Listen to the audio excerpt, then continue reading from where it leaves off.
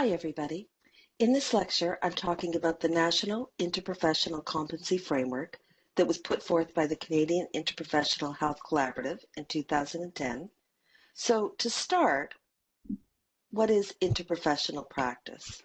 Well, it's designed to promote the active participation of each discipline in patient care.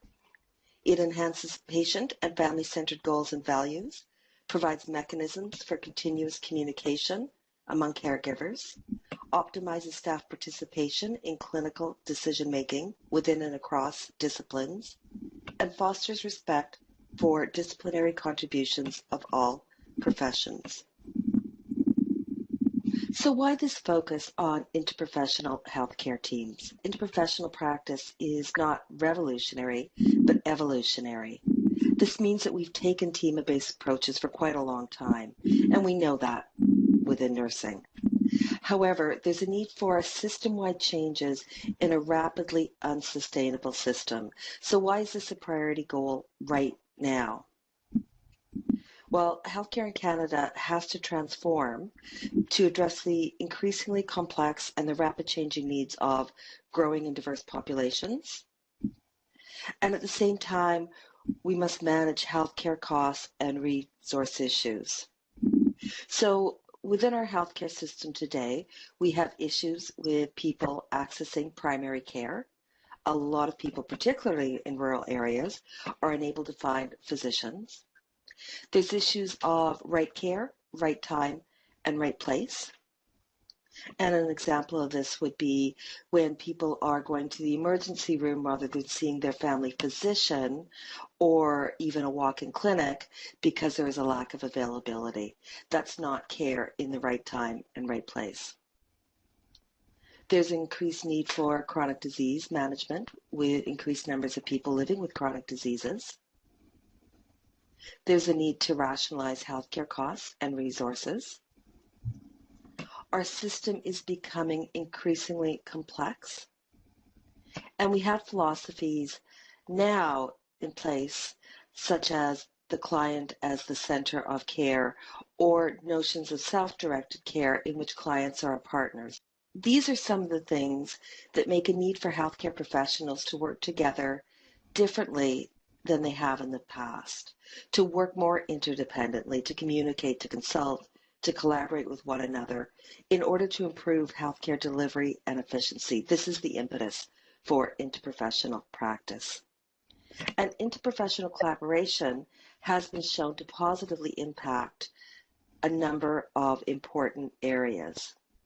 Things like patient outcomes, wait times, supports healthy workplaces, human resource planning, safety issues, rural accessibility, primary health care, and chronic disease management. So these are all important reasons to take the idea of interprofessional practice seriously, and the Canadian Interprofessional Health Collaborative put forth a competency framework to describe the type of attributes needed to perform in this way. So what would you consider the definition of competency to be? What is a competency? If you look on the left-hand side of the screen, you can see a competency is comprised of a number of different attributes: behaviors, skills, values, performance dimensions, performance standards. We could think of competency as the knowledge to be able to perform a particular task, but it's more than knowledge. It includes understanding knowledge, clinical, technical, communication skills, and the ability to problem solve through the use of clinical judgment. It brings many things together. And competencies can be developed through our own abilities, very much through our own experience, and through training. So what is a competency framework? Well, it describes the attributes needed for effective performance. These are the knowledge, skills, attitudes, judgments. I would also add behavior in here too. Over the past number of decades, competencies have developed as a way of capturing the knowledge, skills, attitudes, behaviors required for successful practitioners in any profession. Here, we're concerned with teams and teamwork. So why an interprofessional competency framework? Why do we need one? So we know that healthcare professionals in our training and in our experiences tend to focus on developing the competencies required to perform their discipline role excellently. We all work very hard towards this, and teamwork needs the same attention to become an excellent team member, for a team to function in an excellent way. And for all the problems that we described within our healthcare system and all the positive outcomes of interprofessional practice that was talked about earlier, it's critical that we learn to do this. I placed a short video for fun in the folder this week. It's called The Expert, and it describes the issues that happen when we place one person as the expert who is expected to solve all problems. Check it out if you have a chance. A major problem when we learn our profession and we practice in isolation is that we tend to create silos where there's no communication between different professions. And that's not been an effective way of practicing. There is a focus now on collaborative team-based approaches that ensure communication among team members. So who developed the National Interprofessional Competency Framework? In the fall of 2008, the Canadian Interprofessional Health Collaborative, with funding from Health Canada, established a working group, and this was made up of health organizations, health educators, researchers, a number of different health professionals, and students from across Canada. And their mandate included reviewing literature related to competencies that were already out there, looking at a number of frameworks for both interprofessional education and interprofessional collaboration, and they were interested in developing a Canadian-wide competency framework for interprofessional collaboration. So they, in fact, took a collaborative approach to articulating collaboration. So this particular framework provides an integrative approach to describing the competencies required for interprofessional collaboration. And there are 6 domains which highlight the knowledge, skills, attitudes, and values that shape the judgments essential for interprofessional collaborative practice. There's also some other aspects that are important, which we'll talk about a little bit later. So the goal is interprofessional collaboration. So that means a partnership between a team of health providers and a client in a participatory, collaborative, and coordinated approach to shared decision-making around health and social issues. And some of these words need describing. So participatory means that all people meet together in more or less an equal way. Everybody has a voice that will be heard. Everybody is included. A coordinated approach means that there's active intention to make sure that things are running smoothly, thought about, and moving ahead. And shared decision-making means that all people are accountable and responsible to decisions that are made, and everybody's opinion, everybody's ideas matter in making a decision. These slides come directly from the CIHC documents and describe the domains. And I'm going to go through now and briefly talk about each domain. So first domain is role clarification. And this is learners and practitioners understand their own role and the roles of those in other professions and use this knowledge appropriately to establish and meet patient or client, family or community goals. And those who tend to do it well are able to describe their own role, but also are able to understand the roles of other people, how they may be the same, overlap, or how they may differ. They recognize and respect the diversity of other health and social care roles, responsibilities, and competencies, perform their own roles in a culturally respectful way. And that, of course, means in terms of ethnicity, gender, race, all of those things. But it also means that respectful in the particular context in which people are enacting their own roles. They're able to communicate roles, knowledge, skills, and attitudes using appropriate language that others can understand, not relying heavily on their own technical jargon. To access other skills and knowledge appropriately through consultation. That means including others as decisions are being made and actions are being performed. To consider the roles of others in determining their own professional and interprofessional roles. That means knowing when somebody else may need to be included in decision making and bringing them on board, or listening to others because their input might be incredibly valuable in what is happening. And to integrate competencies roles seamlessly into models of service delivery. Understanding each other's roles and being able to work together in effective ways not only benefits patients, but it also allows for a more appropriate use of professionals and a more equitable distribution of the workload. The next domain is interprofessional conflict resolution. And that's when learners and practitioners actively engage self and others, including the patient, client, family, in dealing effectively with interprofessional conflict. And this often isn't easy to learn, and people have different ways of managing conflict.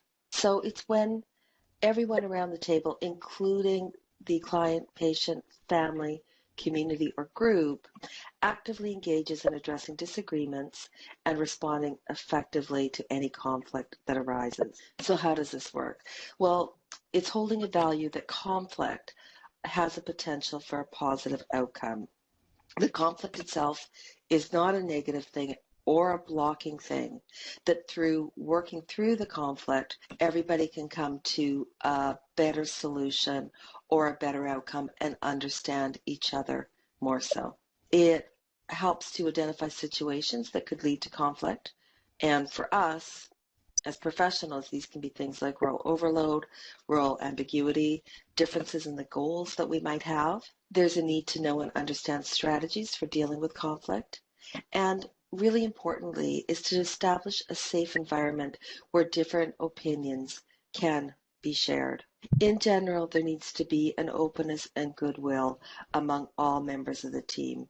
And I know that's really difficult to achieve, and many of us have been in situations where the conflict has felt negative, and it takes a lot of work to turn that into a positive.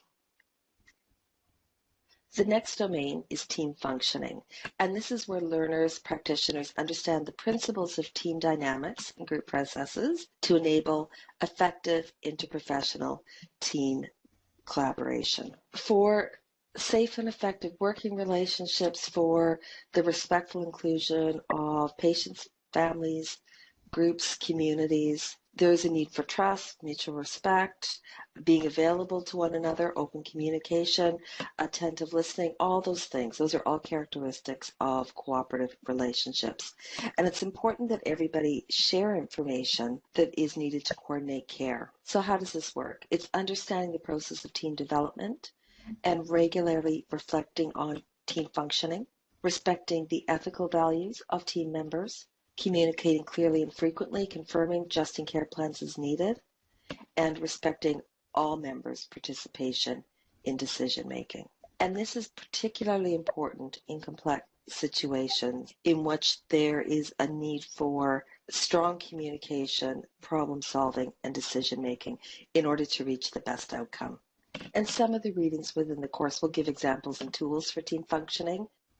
The next domain is collaborative leadership, where learners and practitioners work together with all participants, including patients, clients, families, to formulate, implement, and evaluate care and services to enhance health outcomes. Collaborative leadership is a really important component of interprofessional practice. This brings in the concept of shared decision-making and notions of leadership.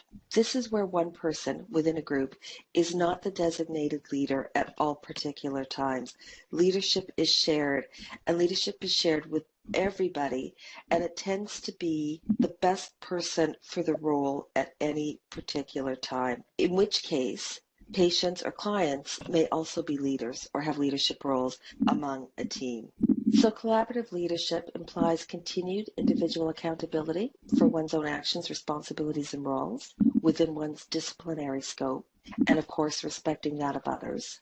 And To support this, practitioners among themselves then collaboratively determine who will be that group leader in any given situation, and supporting, working with others to enable good outcomes, advancement of interdependent working relationships among all participants, to facilitate and apply effective team processes and decision making, to establish a climate for collaborative practice, and to integrate the principles of continuous quality improvement. We'll talk a little bit more about that later.